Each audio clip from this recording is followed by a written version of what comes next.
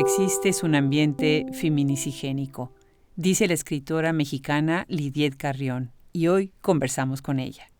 Nosotros somos Hablemos Escritoras transmitiendo desde Austin, Texas, y Lidiet Carrión es una periodista y escritora independiente que ha marcado la literatura y la escena política y social con sus libros sobre feminicidios.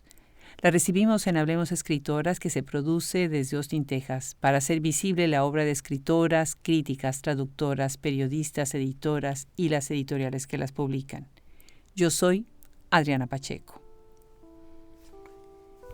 El objetivo principal de este trabajo fue explorar los motivos detrás de la representación de feminicidios y violencia sexual contra mujeres y niñas en la publicidad de moda femenina de alta gama.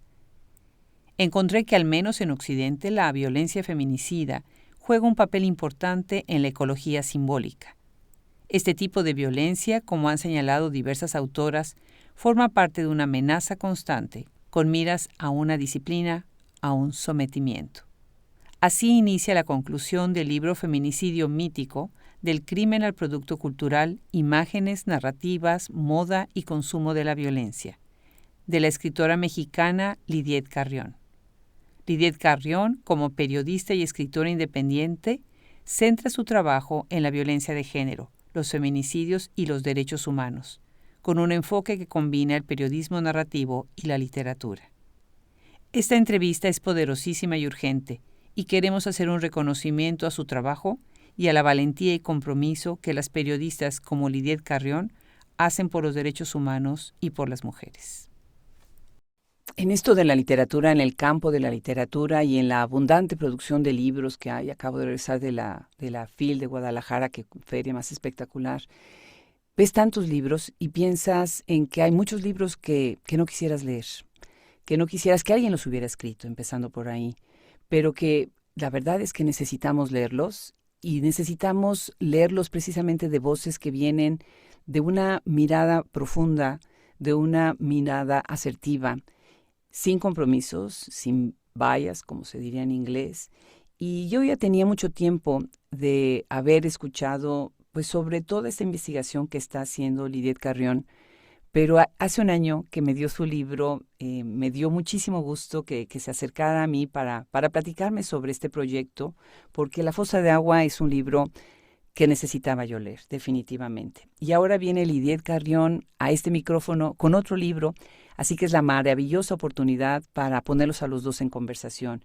Lidiet, bienvenida a Hablemos Escritoras. Qué gusto, qué honor, estoy de verdad conmovida de tenerte hoy en Hablemos Escritoras. No, bueno, muchas gracias, qué linda. Yo también estoy muy conmovida, muy emocionada y no, pues gracias por tenerme aquí. Pues al contrario, yo sé que estás en Houston y Así es. tengo una pregunta obligada con el tema que tomas y que tocas. ¿Qué es escribir y qué es estudiar al lado de Cristina Rivera Garza? Ay, pues mira, yo no me la creía, porque bueno, yo la verdad toda la vida he trabajado y si te soy honesta en la licenciatura, lo que sería aquí el undergrad, el bachelor, yo fui muy mal estudiante. Entonces, llegar ya a la maestría, luego, bueno, ya en la maestría me compuse, ¿verdad? Y bueno, cuando me aceptaron, yo no me la creía. O sea, de así de esas cosas no me pasan a mí, ¿no? Entonces, bueno, obviamente el peso, la presión, además, pues ya no soy joven, tengo familia, tengo un hijo, tengo un marido, pues ha sido toda una aventura, pero he aprendido horrores y siendo honesta, Houston es una ciudad que al principio uno dice no va a haber nada, pero no, es una ciudad increíble. Qué Sí. increíble, ¿verdad? Porque a veces piensa uno que es estéril, que es una ciudad pues más como, no sé, la gente pensará que de Sí. shopping o industrial o del petróleo, pero Es tiene todo una eso. vida. También, Es también. todo eso y más, ¿no? Y Sí, cosas muy lindas también. Y sí, cosas no tan lindas, ¿no? Pero pues, claro. vaya, Una buena vida cultural, ¿no? Una eh, mezcla y una buena escena también literaria que se está gestando gracias así es, al programa, por ejemplo, que tiene la Universidad de Houston con Cristina, que además así es. hicieron un congreso buenísimo este año. Un saludo a Sí, Elías, qué sí, bárbaro, eh, buenísimo. sí, sí, sí. Y bueno, trabajar con Cristina, aprenderle, pues sí, es una cosa, sí, te cambia, es el giro copernicano, por decirlo de alguna manera. Claro, claro, claro.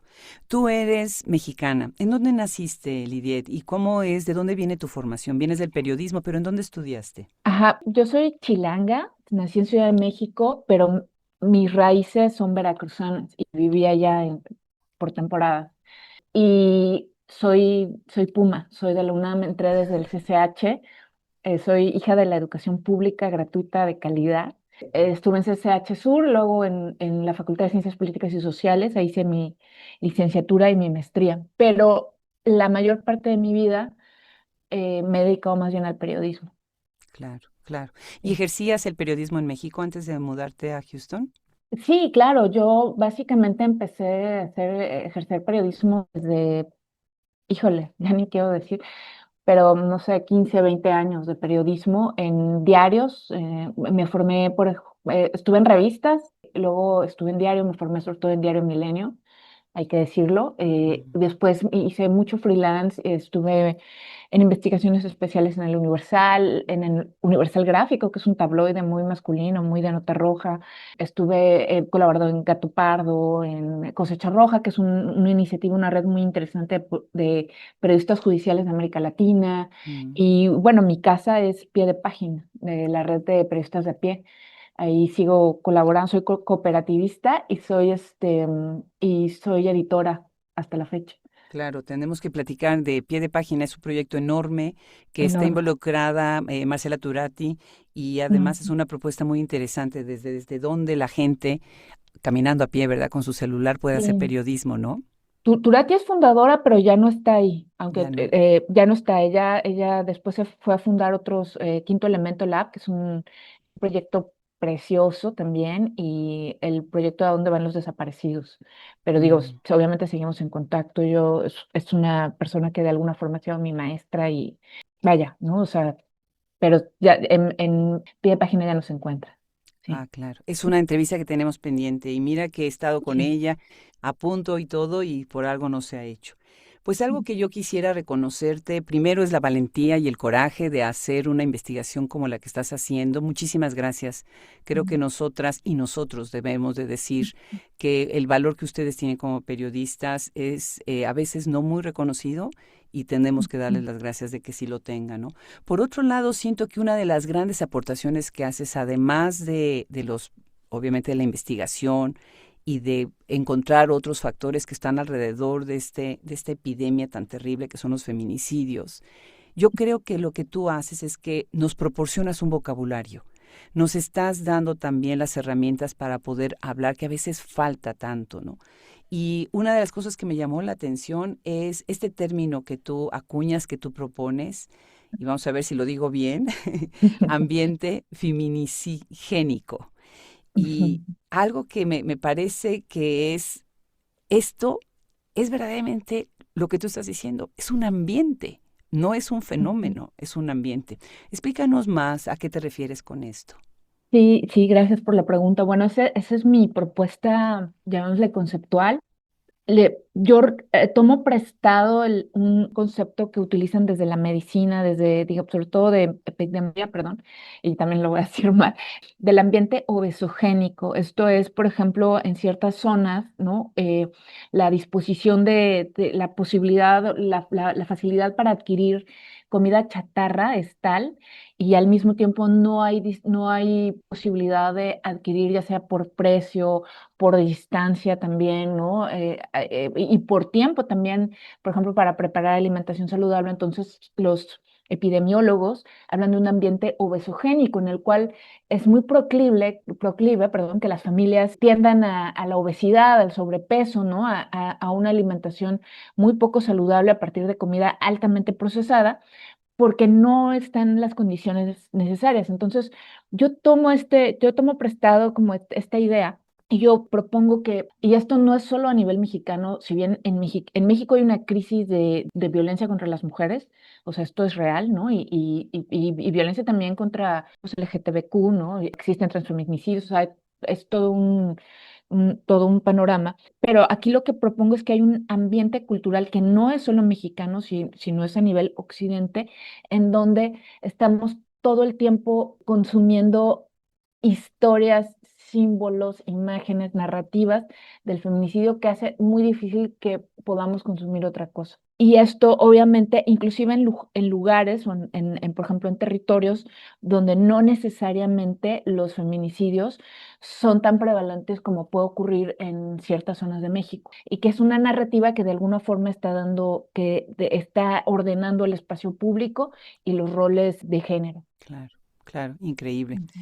Y bueno, todo este ambiente también se va, ahorita vamos a hablar de tu segundo libro, ¿no? Ajá, Al arte, se va a la media, ¿no? Se va así al es. marketing, Sí. se va a la televisión, al radio, ¿no? Y todo esto se normaliza, ¿no? Vamos normalizando una cosa tras otra y a veces haciendo como creando un craving, ¿no? O sea, esta necesidad de Así es. tener más, ¿no? Una demanda. Cuéntanos, la fosa de agua, que para empezar, Ajá. bueno, me imagino que el título viene precisamente de este canal que atraviesa Ujú. esta zona y que dragaron.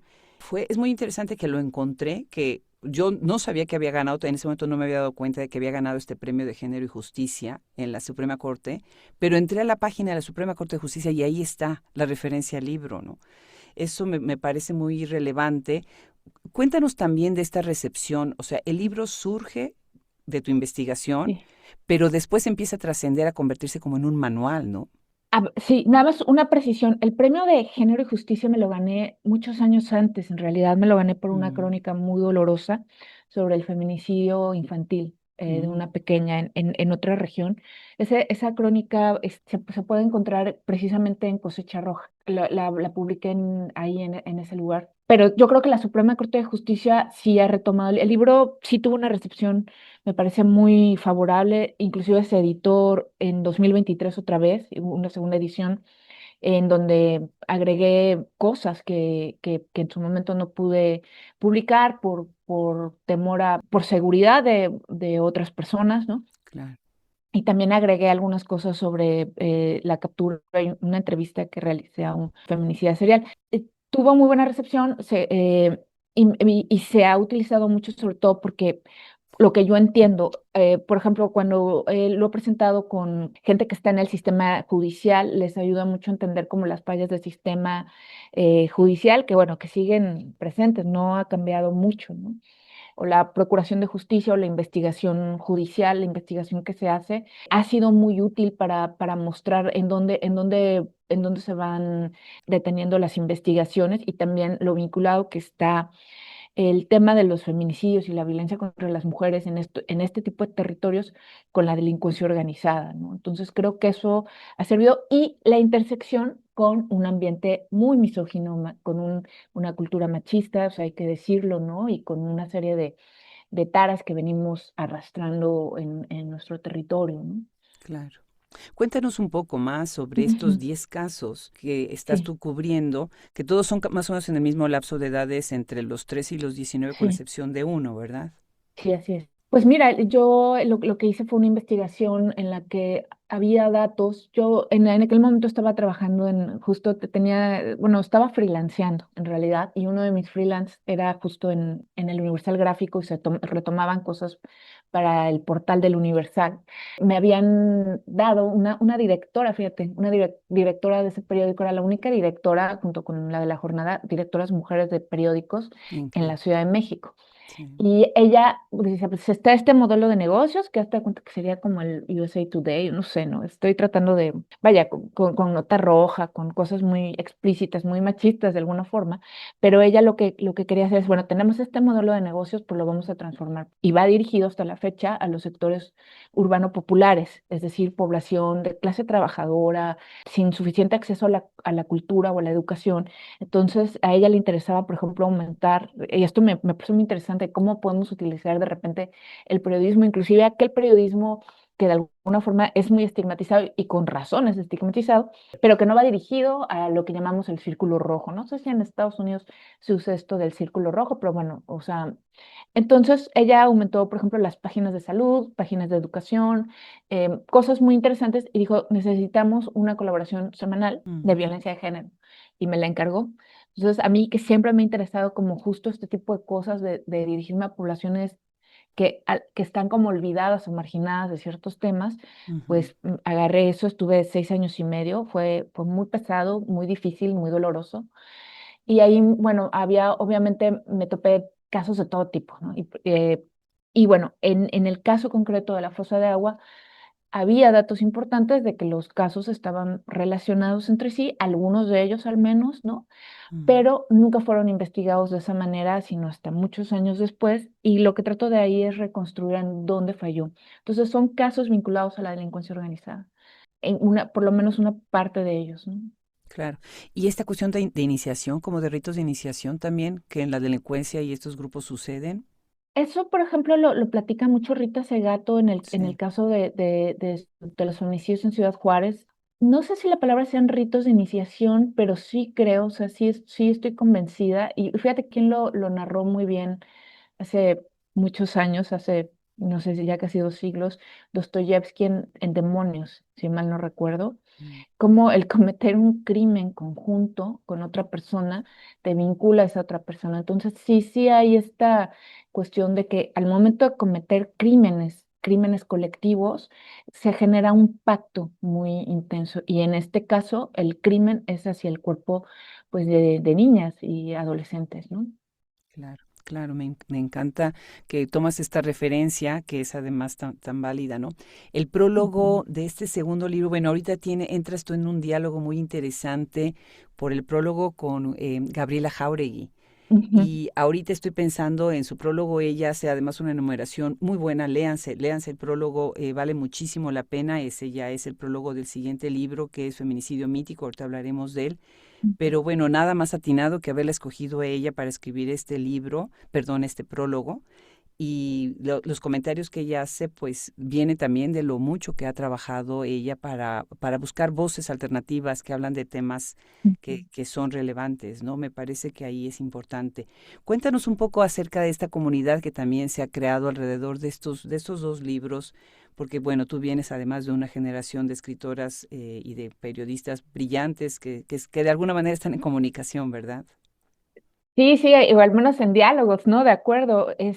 Creo que, fíjate que me parece que en los últimos, yo creo que 10 años, por lo menos en México, y me parece que en toda la región, en Latinoamérica, sí se ha dado, y eso creo que también se lo debemos a los movimientos feministas, un boom o una posibilidad de hacernos escuchar, sobre todo de escritoras, por ejemplo, de escritoras de ficción, tal vez un poquito más jóvenes 8, 7 años, pero también ha sido este boom o esta posibilidad de poder escuchar a tantas escritoras. Creo que también lo debemos al trabajo que se ha hecho digamos, que distintos colectivos han hecho, ¿no? Desde los colectivos feministas, colectivos de escritoras, y desde donde yo vengo, que es del periodismo, pues ha habido, yo creo que en los últimos 15 años sí hubo una transformación importante. También hay que decirlo, fue una transformación que de alguna manera tuvo como personas que lo han, que digamos que tuvieron la iniciativa de hacer cosas por lo menos en aquel momento muy innovadoras, como crear redes de periodistas. Y aquí pienso sí, en Marcela Turati, en Daniela Pastrana, en Daniela Rea Daniela y Rea. otras escritoras también y otras periodistas que han tenido momentos. Pienso en Elia, por ejemplo, Elia Baltazar, que ahora suena como un poco conocida, pero se dedica a la radio, y también muchos periodistas y muchos periodistas de los estados. Pienso en Jade Ramírez, que en Guadalajara, pienso en Melia Arayano, en Puebla, Ángeles Mariscal en Chiapas, ¿no?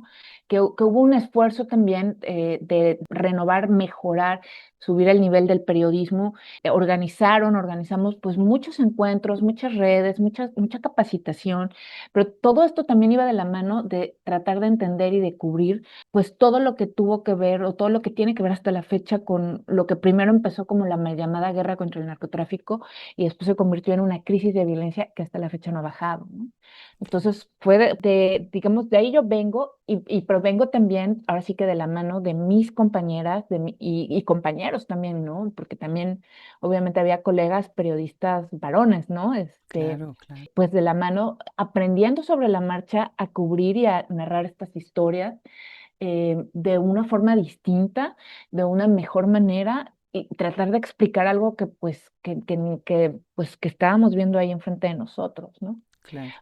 algo que también veo y es muy relevante, el foco que pones precisamente en lo que es el tejido social descompuesto, ¿no? Sí. O sea, tú culpas muchísimo y eso me parece que perdemos siempre como que la atención.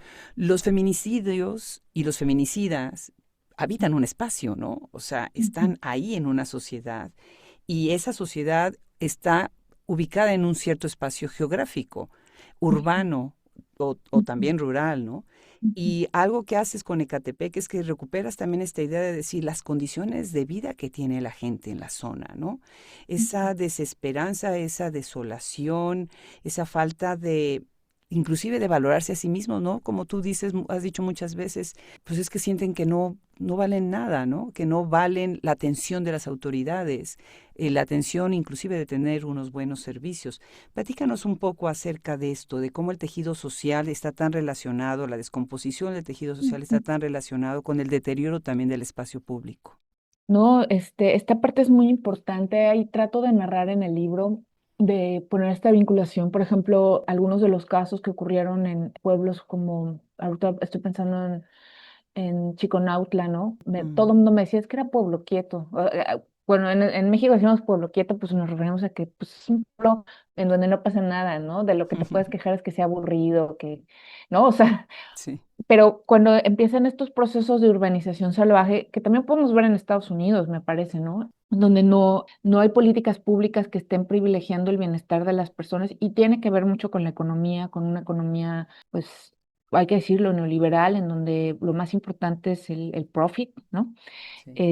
Pues se hacen, por ejemplo, la Ciudad de México se industrializó de manera brutal a partir más o menos de los 70 y a partir de los 90 que entran las políticas neoliberales, pues empieza a haber todavía una industrialización más grande. Entonces, está la Ciudad de México, que ahorita, por ejemplo, está súper gentrificada, los precios son muy caros, las rentas son muy caras, pero todo alrededor, o sea, dentro de la Ciudad de México somos 15 millones de personas. Mm, Si juntas el área metropolitana de la Ciudad de México hasta donde me quedé, y a lo mejor ya aumentó, estaba arriba de 20 millones de personas, 25 millones de personas. Se van estas ciudades dormitorio con muy malos servicios en todos los aspectos. Se van hasta obviamente el Estado de México, mm, llega al Estado de Puebla, llega al Estado sí, de Hidalgo, ¿no? sí. Entonces, la gente ahí, por ejemplo, mucha gente viaja hasta 2 horas, 3 horas a su trabajo diario, ¿no? Entonces pasa 4 horas, 6 horas en el transporte público, ganan muy poco, los Sí, hijos, las hijas crecen solos, en espacios sin seguridad, sin acceso a la cultura, esto es muy importante, sin acceso a áreas verdes, sin acceso a educación de calidad, o sea, en lugares, yo digo que también tenemos derecho a la belleza, son lugares que no son bonitos, ¿no? Y pues claro que todo eso daña el tejido social, ¿no? Son trabajos muy precarizados, los hijos crecen, insisto, ¿no? Solos, pues es un caldo de cultivo perfecto para cualquier tipo de descomposición, obviamente, del tejido social, para no crear lazos, para no encontrar recursos ni herramientas para sortear, ¿no?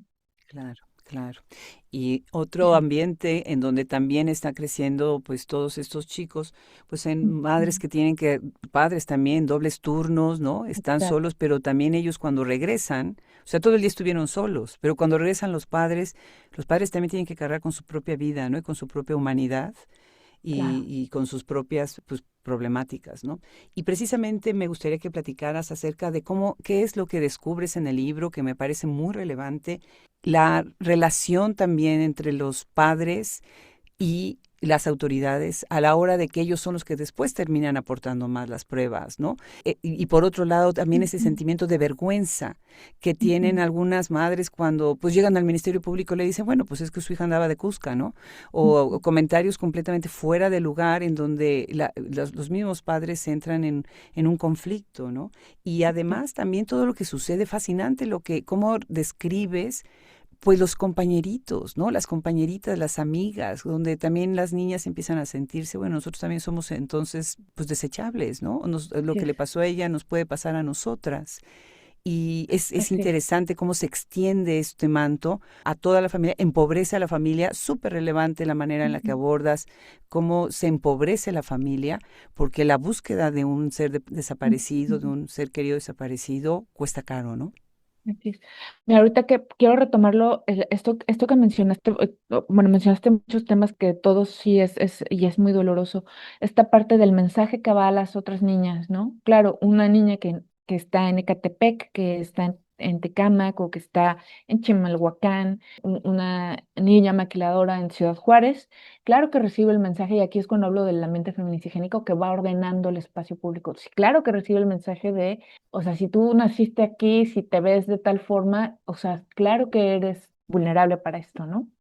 Y entonces te tienes que, y hay toda una serie de mensajes ocultos, que es un poco lo que trato de, si sigues estos pasos, nada te va a pasar, pero por eso es un ambiente feminicigénico que parte de una amenaza. Y sí, hay una cosa muy interesante. Estos espacios no necesariamente estamos hablando de una pobreza extrema como se puede vivir, por ejemplo, estoy pensando en las zonas más remotas de Chiapas o Ujú, donde no necesariamente, digo, depende, hay momentos en los que sí. Por ejemplo, estoy pensando en la Sierra Songolica de Veracruz, que bueno, que ahorita entiendo que ya entró el crimen organizado, pero tal vez 20 años atrás había problemas muy graves sí, de violencia familiar, ¿no? Porque claro que la miseria y la falta de acceso a ciertas cosas generan violencia al interior de las familias, y eso hay que decirlo, ¿no? Pero no es una pobreza este tipo de pobrezas tan desgarradoras que sí hay en mi país. Es una como clase media baja o casi en el límite de la pobreza, pero con unos niveles de violencia estructural muy grandes. Por ejemplo, esto que mencionaba hace rato, si te avientas 3 o 4 horas de tu jornada en el transporte público, es una violencia. Y claro. claro que se replica violencia. Entonces, esta población está en un contexto ya de violencia estructural muy grande. Y cuando una niña, un adolescente desaparece, es probable que tal vez hubo violencia intrafamiliar antes. Entonces, cuando llegan las mamás, porque casi siempre son las mamás las que persiguen esto, el papá entra en esta dinámica de tengo que trabajar y te tengo que sostener, ¿no? O sea, no es todo así, pero se da una división, digamos, de trabajo al interior de la familia, de alguien sostiene y el otro busca, ¿no? Ujú, Pues claro que le dicen a la mamá, oiga, ¿y usted dónde estaba?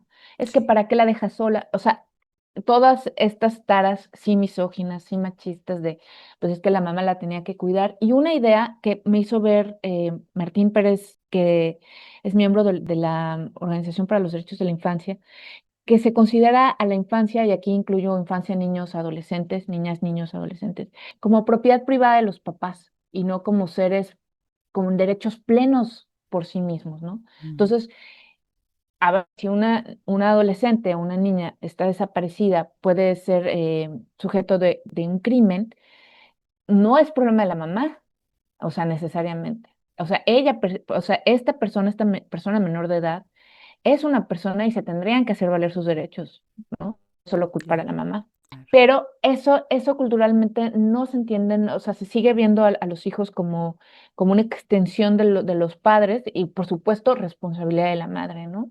Sin tomar en cuenta estas circunstancias de gente que trabaja muchas horas y que sí deja a los hijos solos porque no tiene otra forma de resolverlo. Sí, qué Y no sé si interesante. ya respondí, yo ya me perdí, Sí, entonces, no ajá. respondiste perfectamente. Claro que sí. Y eso es lo que estás diciendo de cuál es entonces el papel de los niños dentro de la familia, ¿no? Ujú. Eso es importante. Pues felicidades por este libro. Vamos a seguir Ah, hablando muchas de él, gracias. pero quisiera brincar y celebrar este nuevo libro, Feminicidio Mítico, del crimen Ajá. al producto cultural, imágenes, narrativas, moda y consumo de la violencia. Ujú. Gran prólogo, como ya dije, de Gabriela Jáuregui. Y por otro lado, qué sorpresa, quedé espeluznada. O sea, con el otro libro quedé muda, impávida, ¿no? Y con estas imágenes que te regresan a la cabeza durante días. Pero con este, verdaderamente yo no podía creer el nivel de, pues hasta podría decir de cinismo, ¿no? O sea, abres precisamente con una historia, pues de cinismo, ¿no? De una violencia que, como dice el asesino, ¿no? Y si todavía les falta encontrar una, ¿no? Ujú. Increíble, increíble. Primero, Obviamente hay una parte en este libro, y ahorita voy a regresar a este capítulo, el feminicidio mítico, piedra angular de la guerra, pero quisiera que nos contaras cómo defines tu feminicidio mítico. Bueno, para empezar, es un libro en el que, y aquí me voy a salir un poco del tema, es en el que empiezo a experimentar también otra forma de escritura. Y obviamente, bueno, después de escribir La Fosa de Ao, después de esos 6 años y medio de cobertura prácticamente semanal sobre violencia de género, yo necesitaba un descanso también. Sí. Acabé con un burnout muy, muy fuerte, hay que decirlo, ¿no? Me diagnosticó estrés postraumático. Y bueno, algo que nos pasa los periodistas, porque lo he platicado con muchos colegas que cubrimos estas historias, nos cuesta mucho trabajo separarnos de estos temas porque sentimos que estamos traicionando, ¿no? Y es Wow. algo que a mí me pasa hasta la fecha, ¿no? Que siento que, por ejemplo, venirme a estudiar primero hacer una maestría, luego estudiar un doctorado, es como, no, pues yo debería estar cubriendo, o sea, o sea, siento como que traiciono, que abandono a las personas, por ejemplo, a las que les daba cobertura, ¿no? Pero era necesario también, y bueno, ya justo desde que me gané aquel premio de la Suprema Corte de Justicia, fue en 2012, o sea, ya tiene, me tocó, me invitaban mucho a dar talleres justo para cobertura de violencia de género y de feminicidios, como para estas mejores prácticas. Justo en este ambiente, te digo, de periodistas que tratábamos de ayudarnos entre todos y de generar redes para hacer una cobertura más responsable. Y yo ya había identificado ciertas cosas de la publicidad, ¿no? Ya Mm, había ocurrido la publicidad, en este caso no era la publicidad, la línea de ropa y maquillaje que habían hecho MAC y Rodarte, inspiradas, entre comillas, inspiradas en los feminicidios de Ciudad Juárez. Y ya conocía muy bien el caso de la Dalia Negra, ujú. y yo ya identificaba estas cosas, ¿no? Entonces, el libro nace primero por un lado de feminicidio mítico, de explicar estas cosas que de alguna manera yo había esbozado en estos talleres, etcétera, y por otro, como explicarme cosas a mí, explicarme cosas a mí, y eso. Qué bien. Fíjate que me gusta que hiciste este comentario porque es una pregunta que venía un poco más adelante, que además te la está Ujú, haciendo mi colega Brenda Ortiz, porque ujú, todo el dossier de las preguntas que les mandamos a las escritoras, siempre le pido a ella que ponga un par de preguntas suyas, ¿no? Y ujú. ella, pues, como una mujer joven, precisamente esa es la pregunta que te estaba haciendo. Después de tantos años investigando casos de feminicidio, ¿cómo logras sostenerte emocionalmente? Sí, sin perder la sensibilidad ni la esperanza, ¿no? Te está preguntando ella, ¿no? Y bueno, pues ya estás diciendo esto, ¿cómo? Pues alejándote con un libro distinto, ¿no? Y viendo un poco también, además de seguramente un terapeuta o a todos los que te puedan ayudar, pues cambiar un poco el tema, el giro, el tono, ¿no? La manera de escribir. ¿Qué fue entonces para ti regresar y ver el feminicidio, pero ya a través de todas estas expresiones culturales y como un producto? Pues mira, hice una investigación teórica, me lo tomé muy, muy en serio. Fue objeto de mi tesis de maestría, de mi investigación de maestría. Tuve conversaciones muy intensas, también fue un momento de estudiar, de hacerme una arquitectura también teórica. Me lo tomé muy, muy en serio. Mi plan era un poco dar un libro que no solo fuera un manual, porque manuales ya escribimos sobre Sí. coberturas. Y yo veía, otra cosa que veía es, o sea, ya escribimos el manual, ya se supone que, y nada más ocurre un feminicidio que es muy mediático y de verdad pareciera que todo lo que avanzamos se va para atrás, ¿no? Entonces Wow. ya aquí hay algo más intenso. A mí siempre me ha interesado mucho la hermenéutica, me han interesado mucho los mitos y ya veía muchas cosas que decía, esto es más profundo y hay que ahondar, ¿no? Entonces, pues ahí insisto, me lo tomé muy en serio, por eso hay esta propuesta de ambiente feminicigénico, esta propuesta conceptual. Obviamente hay todo un andamiaje teórico detrás, pero lo que hay también es como mucha experiencia y muchas conversaciones que tuve a lo largo de todos estos años dando talleres sobre cobertura de violencia, tantos años también hablando con madres víctimas de feminicidio y digamos, toda esta parte teórica, pero también, ahorita que hablas, la esperanza, pues un poco trato de explicarlo ahí en el libro pues a partir de la imaginación, ¿no? Yo siempre digo que si no creyera que las cosas se pueden cambiar, no escribiría estos libros, ¿no? Claro. pero es real que hay días que yo no veo esperanza y entonces tengo que hablar con amigas, etcétera. Tú decías un terapeuta, sí, vi terapeutas eh, toda la vida. Cuando me ofrecieron, por ejemplo, esta cobertura semanal, yo sabía que necesitaba tener una terapeuta ahí. Sí, Pero inclusive con la terapeuta hay un momento en que la terapeuta me dice, es hora de parar, ¿no? Entonces, sí. sí, sí, hay que cambiar y es difícil. Entonces, pues con amigas, y siempre buscando, ¿no? Y con la imaginación, ¿no? ¿Quién decía Claro. Einstein? Justo me estaba acordando que en tiempos de crisis la imaginación es más importante que la inteligencia. No recuerdo si lo dijo o si es un mito, pero me parece que es muy válido. Hay que tomarlo. Si lo Hay que dijo o no, tomarlo. hay que Sí. tomarlo. Bueno, pues este capítulo, El feminicidio mítico, piedra angular de la guerra, déjame leer esta parte que me llama la Ujú. atención y la tengo subrayada en mi libro. Me baso de nuevo en Graves para tratar de situar el inicio de la representación simbólica de los feminicidios en este momento de inflexión. Él advierte que los casos de asesinato ritual de mujeres son raros en el mito europeo, en particular los mitos de las culturas celtas y cretenses antiguas, culturas igualitarias, prehistóricas, las cuales, estirando un poco los conceptos, podemos decir que tienen cualidades matrísticas. Gávez agrega que la mayoría de los relatos de asesinatos tienen que ver con la profanación de los santuarios de culto a la diosa por invasores aqueos. Explora un poquito más, o sea, el libro verdaderamente sí es un documento que se ve que hiciste una investigación muy profunda. Cuéntanos un poco más de este contraste que me llama mucho la atención. Bueno, es que hay un hallazgo, no es un hallazgo que yo, a ver, es un hallazgo mío en el sentido que lo encontré, pero no lo descubrí yo. Lo Claro. mencionan varias autoras de una manera distinta, pero entonces como que me toca unir los puntos un poco ahí como para todavía fortalecerlo más. Rita Segato habla de justo en estos contextos de guerra, hay mensajes en los cuerpos de las mujeres, que es un poco lo que yo veo con mi mirada, veo este pacto de cometer un crimen conjunto como une, ¿no? Como se genera un pacto al cometer ¿no? Hasta como la expresión gringa, we are partners in crime, ¿no? O sea, ya hay Sí. una complicidad muy profunda. Entonces está ahí. Pero ¿por qué mujeres, no?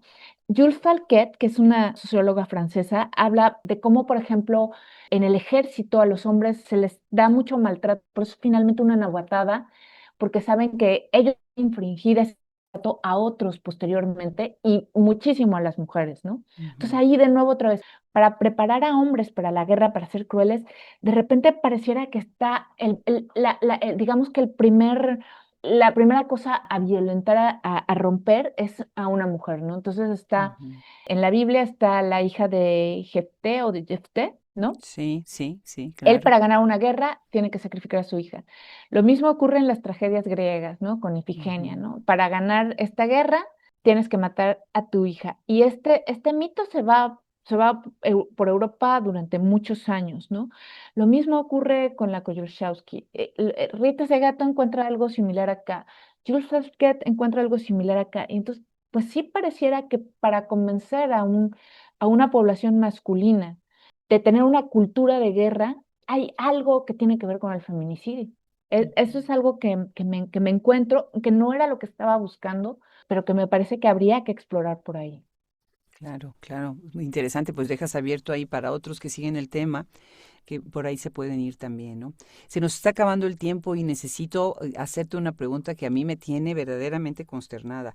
Siempre se ha Ujú, sabido que las mujeres, las escritoras, por ejemplo, las grandes escritoras de la literatura, muchas escriben horror y terror y les recomiendo ujú. muchísimo que oigan nuestra cápsula LAM, en la que cierra el año, el 2025, en diciembre, que está dedicado precisamente a horror y terror.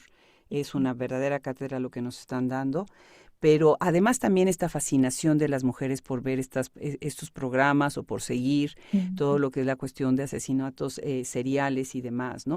Tú abres el libro de feminicidio mítico hablando precisamente de esta curiosidad, ¿no? Hasta ujú, se dice, ¿no? Curiositas, ¿no? De las mujeres de ver el crimen, ¿no? De ver qué es lo que pasó con los cuerpos, ¿no? ujú, ¿Podrías explorar brevemente sobre esta visión y esta mirada que también de alguna manera los hombres descalifican? Porque ujú. las mujeres vemos el crimen de otra manera, ¿no?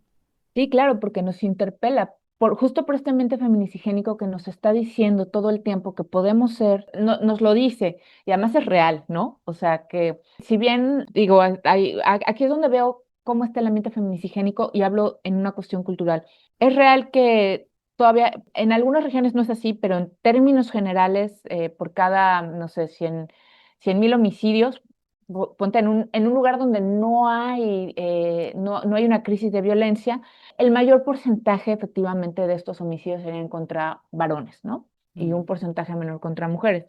Pero el discurso, si tú piensas eso, ¿no?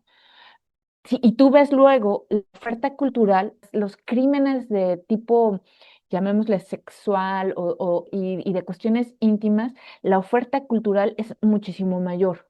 Mm.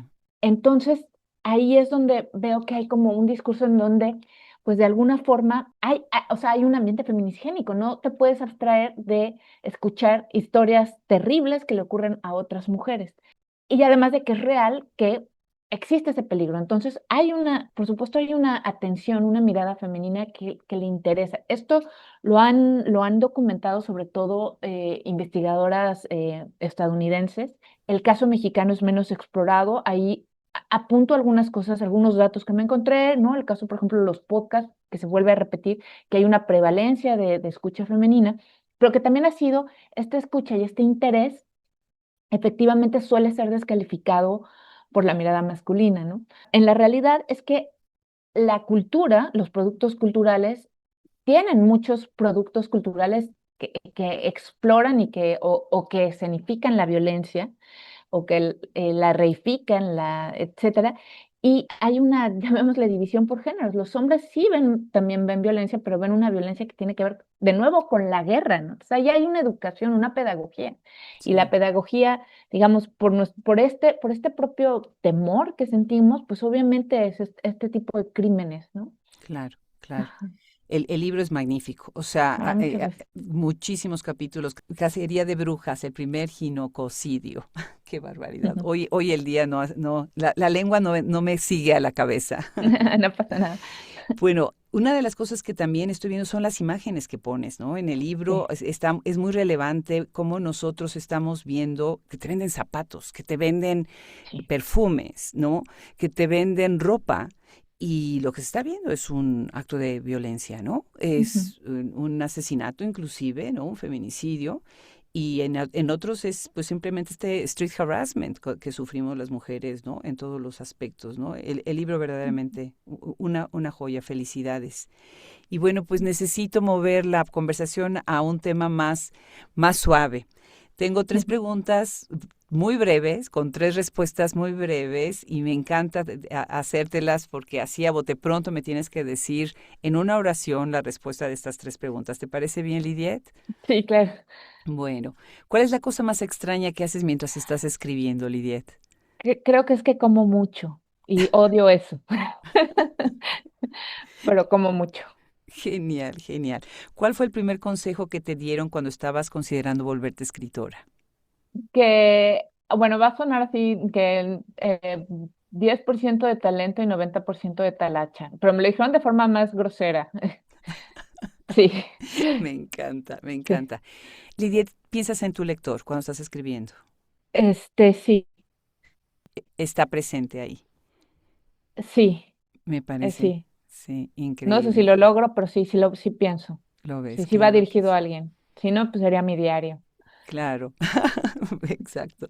Bueno, pues de verdad muchísimas gracias por esta entrevista tan maravillosa, tan poderosa, tan necesaria y muchas gracias por escribir. Vendrán otros No, libros y vendrán muchas cosas de este gracias a ti. doctorado y del Gracias a periodismo. ti. Sí, muchas gracias a ti. Gracias le disfruté mucho la entrevista, en verdad. Ah, al contrario, pues un abrazo muy grande.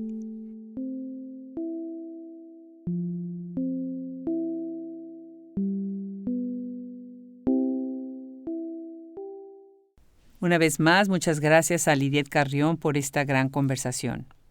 Hablemos Escritoras es literatura, entrevistas, reseñas, audiolibros, libros digitales, documentales, traducción y la enciclopedia más grande del mundo en escritoras de origen hispanohablante.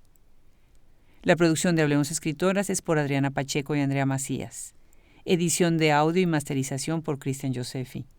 Preparación, coordinación, social media e imagen, Brenda Ortiz. Colaboradores del proyecto, Liliana Valenzuela, Francesca Denstedt, Anjane Delgado, Isabel Ibáñez de la Calle, Rosemary Salum, Teresa López Pelliza, Valeria Rey de Castro, Julia Santibáñez.